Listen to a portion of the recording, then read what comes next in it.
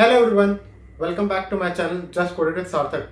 आज की special video में हमारे साथ है Rishabh. He is like co-founder at a startup Personate.ai, which is working towards AI and ML implementation of chatbots and other things। और काफ़ी ही अलग टाइप की डिस्कशन होगी। We will be discussing a lot of things about data science, AI, ML, machine learning, deep learning, क्या differences होते हैं। And it will be not a standard software development type of discussion. हम काफ़ी कुछ जानेंगे, like what was the main thing that became an interest point or turning point for him, कैसे उनका interest AI ML में ज़्यादा आया, how he was able to study and gain more resources, gain some insights or gain some learnings, उन्होंने internships के लिए कैसे apply करा। And in this part one particularly we will be focusing about data science, ML, क्या myths होते हैं, what should a one person should aspire for, and in the subsequent parts we will be discussing about how to get the internship, how to apply for the job, what should be the ideal mindset for an intern while applying for an ML kind of internship, what are the various startups and companies that are hiring for internships, and what is the correct timeline, मतलब आपको कब से study करना, prepare करना चाहिए, क्या prerequisites होते हैं, how what are the various resources और and other activities. So before starting with the video, let's thank the supporter of this channel, Newton School. So guys, what is Newton School? Newton School एक edtech startup है जहाँ पे you can learn more about different technologies out there. They will help you get job offer from these top tech companies. And उनका एक बहुत ही अच्छा programme है जहाँ पे आपको ₹1 भी पे नहीं करना है जब तक आपके इन कंपनीज में जॉब नहीं लग जाता। They have very good offerings with this course, live classes, industrial projects, mock interviews and personal mentoring. I will put the link in the description and I suggest you all to check this out and explore their courses. So hello everyone. Today we have an amazing guest with us. We have Rishabh. He is working as a co-founder at Personate.ai, which is an altogether new startup about chatbots and AI, and we will going to explore a lot about it uh, in the next part of the video. Before moving forward with our discussion, we have a lot of encapsulated for this video specifically. We will be discussing about data science, AI, ML.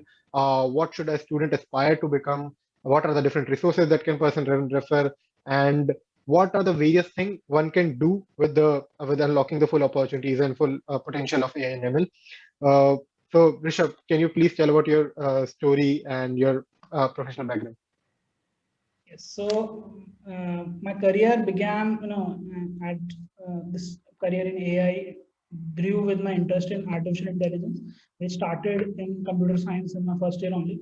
So in my first year, I was really fascinated by the fact that these recommender systems work. How so, at that time, this Flipkart, the Snapdeal was really much in, and when you go on this platform, you used to see, recommender systems recommending products. And at that time, there was a hype also that these social platforms are recommending you very very close to your interest, what you are looking, searching on the internet, what you are speaking. So we often say that in joke only that this I was just talking about this thing and it just got recommended to me. And I Correct. was really fascinated that how can this system go so smart. And then I started going behind this tech and find out that it was all about data science. Mm-hmm. And at that time, in 2014-15, it was generally data science, which was the key thing in being discussed all over the world. And soon, this data science turns into a more fascinating term, which was deep learning, which is a Mm-hmm. specific branch of artificial intelligence for this. Okay. So I started with data science only, trying to build a recommender system for myself. So I started with building a snack search, which was an app on my GitHub also.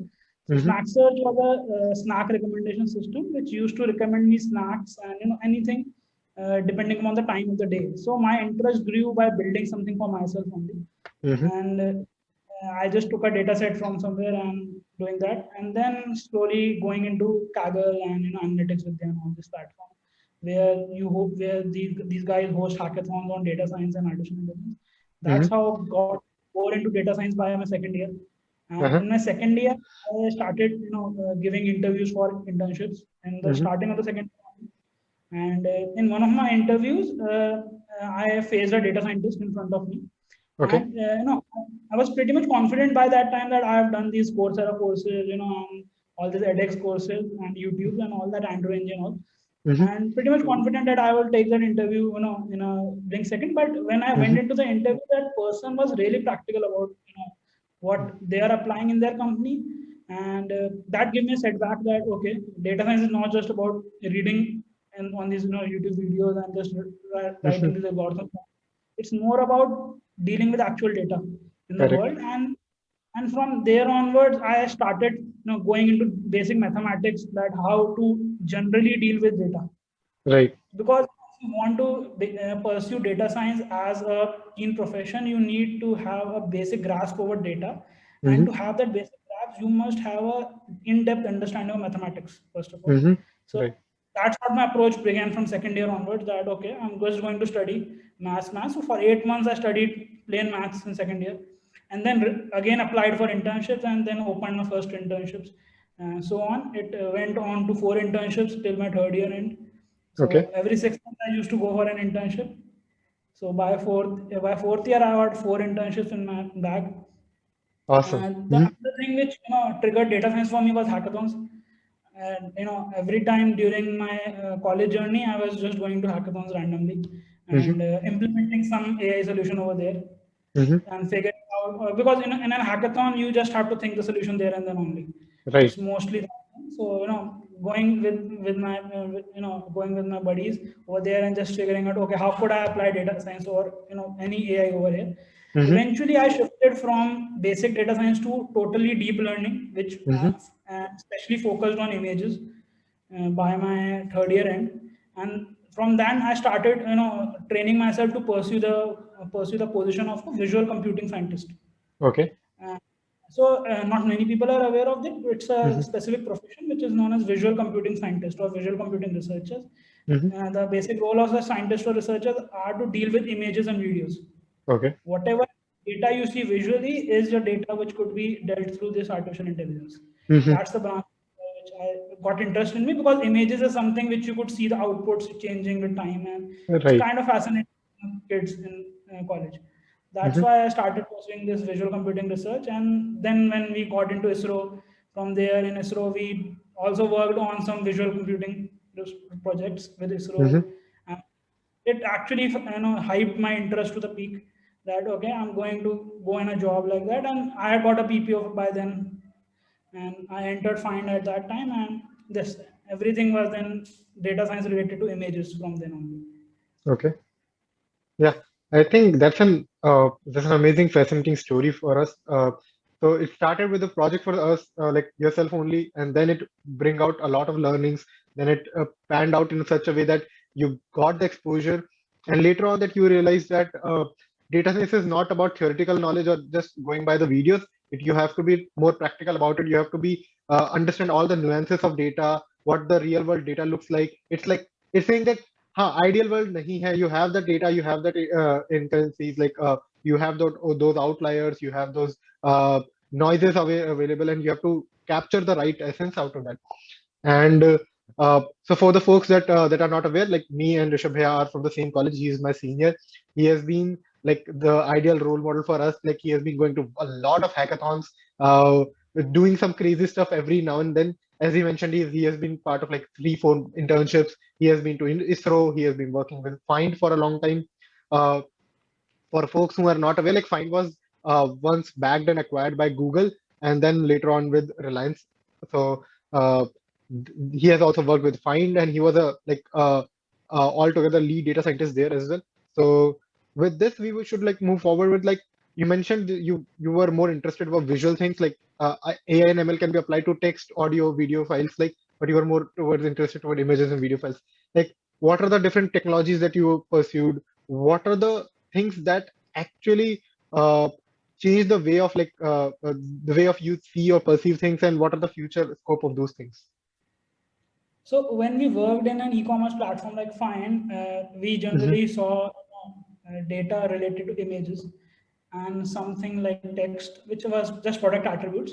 Mm-hmm. And the data is too much structured in e-commerce business, right? So the data is really, okay, these are the images, these are the product attribute of these images and all that. Mm-hmm. That's how e-commerce works plainly. But at Find, the co-founders have a different vision. They want to develop AI solutions, straight Mm-hmm. through not, it doesn't depend that whether it belongs to an e-commerce solution. They just want to develop AI solutions over there. So Okay. the founder gave the liberty to our team, and we just had, 2 data scientists over there and whole team of engineers, machine learning engineers everywhere. Mm-hmm. So then we started making a research team over there, and what we, generally felt that what we need to develop is something out of the box over there. And we Mm-hmm. felt that, in basic computer vision and deep learning, there are 3 major emphasis sections. One is the image classification, or anything related to that. Mm-hmm. Then there's something called as segmentation problems, and then there's other class of problems which are known as analysis problems, or where Mm-hmm. you analyze things inside an image or a video. Okay. Right? That is the hybrid problem, which includes classification, segmentation, detection, and everything else. Mm-hmm. Right? That's what you could do with an image. And then there is another domain which arises over there, which is generative technology.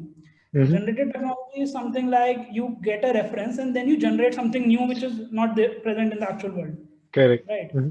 So you take a reference image and then you generate something of your own. That's how a smart network should be. That it Mm-hmm. should hallucinate.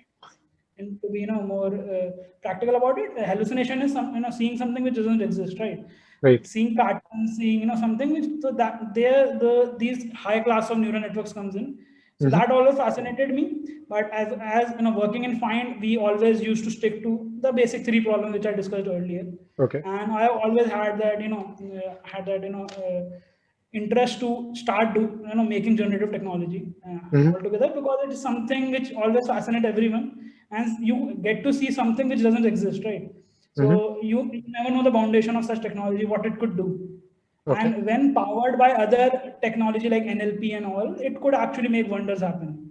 Right. Yeah. So And there's a fascination point came in, and yes, keeping aside the basic computer vision problems, this is Mhm. something which is more futuristic. Right. Yeah. And I do agree that like AI ML is so hot right now, and like there have been a lot of advances in GANs, and I have seen like in my college years that like you have been doing wonderful work. You have also like have your own research paper out there. So just to give a brief context, like what should be the right time during college days, or like outside college days, what should be the right time to start with data science and ML? What are the prerequisites, and what can like how to decide if I should work in data science or ML or not? Right? If you can shed some light on that. So if you are if you're a college student, what I recommend is that first, if you're in a first year, first six Mm-hmm. months to 7, enjoy the college life. It's too Mm-hmm. much pressure. But Mm-hmm. when you enter a college, you need to enjoy that college life. Get to hang out with friends. First 7 to 8 months, that's okay, right? But Certainly. after Yeah. you are done with that enjoyment and everything to the peak, Mm-hmm. get to get to start choosing your career Mm-hmm. at the end of by the end of first year by any cost, because once you get your first vacation in first year, you must at least get a basic training somewhere or Right. get into course when you get Mm-hmm. your first break. So what I recommend, that first year ending is the best time to enter it. Okay, to Mm-hmm. enter basic any line, maybe data science, maybe not, but yeah, start reading about data science. Start reading about what is your interest about. Are you more into application side or you're a researcher? So Mm-hmm. in college, being in academia, you have 2 options. Either you could pursue research or you Mm-hmm. could pursue application, right? You could Right. pursue making writing code for an application, or writing code to make something happen which is to be proven by a research or paper, right? Right. So you must figure out that by second year mid, right? That okay, I'm really good at making applications, okay. And Mm-hmm. then if you are in data science, you should make application for data science itself, right? Right. That should be the start spotting problems around you. That Mm-hmm. okay, I would need an image reclassifier over here or something like problem, right? And Mm-hmm. start making projects on GitHub. Start Okay. open sourcing.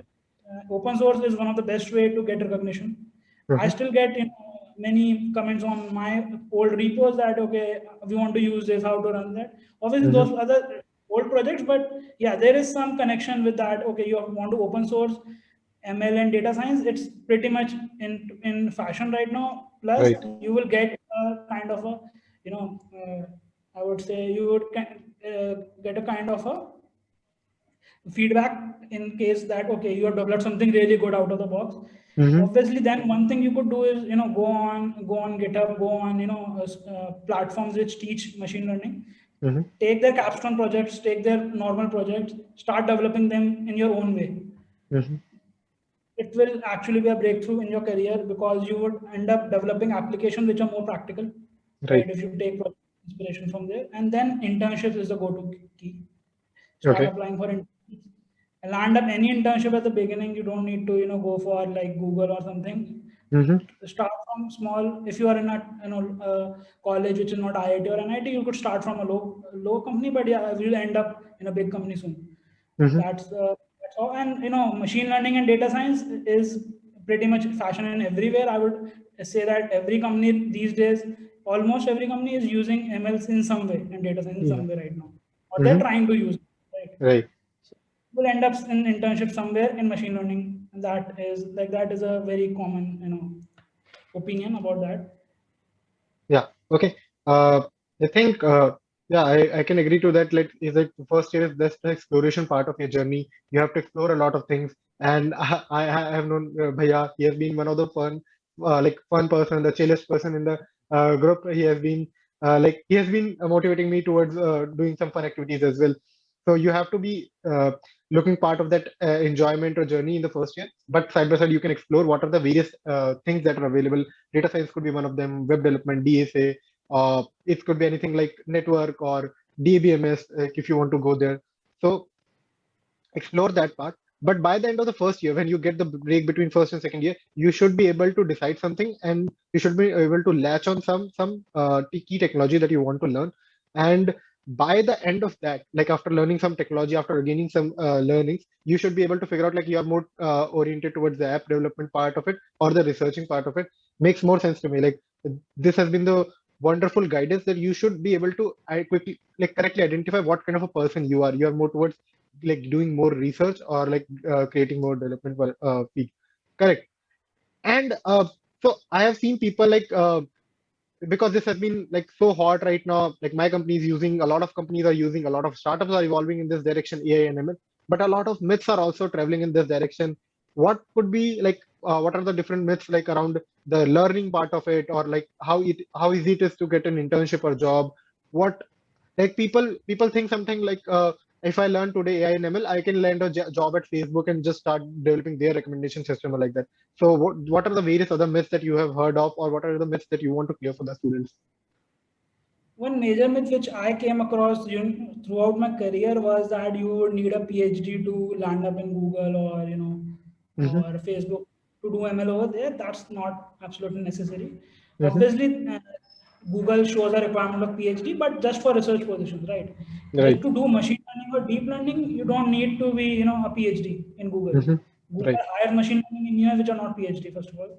And same for other fan companies and all. They all hire machine learning engineers, and that is one of the myths that people should not wait for masters. Also, if you're good at application, if you're good at basics, fundamentals is clear about machine learning, you could land a job anywhere out machine learning. One myth that I face. Another myth which come across is that if you're doing all these courses, okay, if you are really good with the fundamentals, you would actually you could become a data scientist. But what a data scientist is actually all about is solving problems related to business, right? So whenever a company applies data science, they are trying to solve a business problem which could be related to three major terms, right? How a company makes money. A company makes money either by saving time, by saving your risk mitigation, which is known as reducing the risk, or by saving money for someone else, right? These three things, other than service companies which sell clothes and all. But if an internet business even selling clothes is saving your time, right? It's giving you discount, it's saving your money also, right? And if it is giving a return policy, it is risk mitigation also. So that's how any business makes money. And a data scientist job is to solve these problems through data for these companies.